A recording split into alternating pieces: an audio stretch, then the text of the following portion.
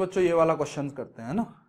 तो इस क्वेश्चन में हमें बोला जा रहा है कंसीडर दी सेट ए हमें गिवन है x² + y² = 25, एक सर्कल के पॉइंट्स, x, y यहाँ पे अगला दिया हुआ है एक इलिप्स के पॉइंट्स बी सेट है ना, और z दिया हुआ है यहाँ पे इंटीजर लिखा हुआ है और बोल रहा है कि x² + y² जो है वो 4 या 4 से छोटा होना चाहिए, और d जो है वो a इंटरसेक्शन b मतलब a और b के कॉमन पॉइंट्स है ना। Then the total number of 1 function from this set d to the set c।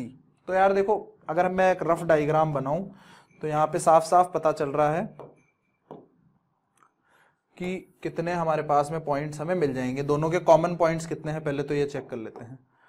तो एक सर्कल हमने ड्रॉ कर दिया, सर्कल की रेडियस कितनी है 5 है, सर्कल की रेडियस जो है वो 5 है, ये रेडियस 5 का सर्कल ड्रॉ कर दिया। यहाँ पे अगर मैं इसको लेकर के जाऊं तो ये x² / 12 का स्क्वायर प्लस y² / 3 का स्क्वायर = 1 है।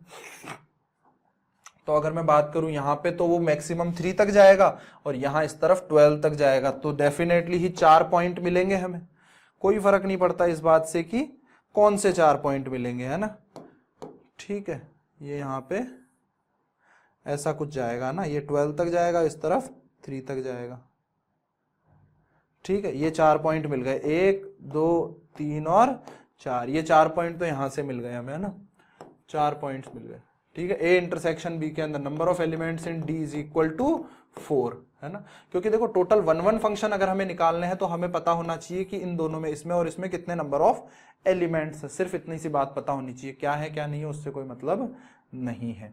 तो इसमें तो हमारे पास में 4 नंबर ऑफ एलिमेंट्स हैं। अब अगर मैं बात करूं सी के अंदर, डी से सी में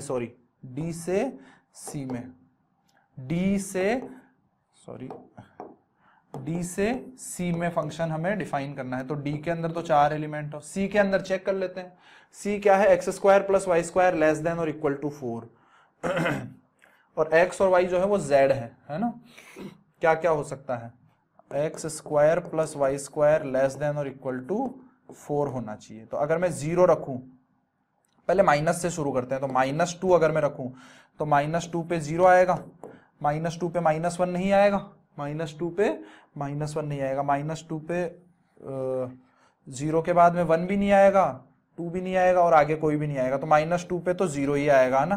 फिर उसके बाद में और क्या क्या हो गए, या फिर एक क्वाड्रेंट के अंदर निकाल लेते हैं यार, देखो और भी बहुत सिंपल बना देते हैं इसको, ऐसे कैलकुलेट करने की बजाय, काउंट करने की बजाय ऐसे डायग्राम बनाओ। ये हमारे पास में क्या हो गया, लेट्स से ये सर्कल हो गया, तो यहाँ पे 0,0 वाला एक पॉइंट मिलेगा हमें, 0,0 वाला पॉइंट मिलेगा एक, फिर 1,0 फिर 2,0। ठीक बात है, ये 3 पॉइंट तो ऐसे मिले, इंटीजर पॉइंट्स चाहिए हमें।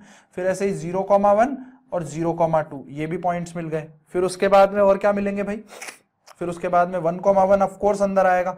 अच्छा, अगर मैं बात करूं 2,1 की, तो 2,1 तो बाहर जाएगा है ना, तो उसको तो हटा देते हैं। अच्छा, 2,2 भी बाहर जाएगा, तो ये वाला पॉइंट भी नहीं जमेगा हमें है ना। तो बेसिकली ऐसे कितने पॉइंट्स हो गए, ये एक ही पॉइंट आएगा बीच वाला, तो 1,1 ही है ना। तो ऐसे ही 1 2 3 और 4 पॉइंट्स तो ये हो गए, और ऐसे ही 1 2 इधर भी 2, सॉरी इधर भी 2 मिल जाएंगे, इधर भी 2 मिल जाएंगे। तो देखो इस एक्सिस पे 2, यहाँ 2, यहाँ भी 2, यहाँ भी 2, मतलब कितने हो गए 8 8 + 1 9 9 प्लस ये हो गए 13। तो टोटल 13 एलिमेंट्स यहां मिल रहे हैं मुझे। ठीक बात है। अब बोला जा रहा है कि इधर 4 एलिमेंट्स है, इधर 3 एलिमेंट्स है, तो यहाँ डी से सी में हमें 1 फंक्शंस बनाने हैं। तो यहाँ पे प्रेजेंट हर फंक्शन के, मतलब मान लो कि लेट्स से मैं पहला एलिमेंट पकड़ा यहाँ से ए, तो इसके पास में कितनी चॉइसेस है 13। दूसरे एलिमेंट्स के पास में, अब वो जो 13 में से जिस एक से वो मैच किया होगा, जिस एक से वो कनेक्ट हुआ होगा, या इस इनपुट के कोरस्पॉन्डिंग जो आउटपुट आया होगा, अब अगले इनपुट के कोरस्पॉन्डिंग वो सेम आउटपुट तो नहीं आ सकता, अदरवाइज 1 1 नहीं रहेगा। तो इसलिए 12, फिर अगेन 11 × 10, तो ये हमारा जो है वो फाइनल आंसर आ जाएगा। तो ये जो है वो 17160 आ जाएगा। ठीक है।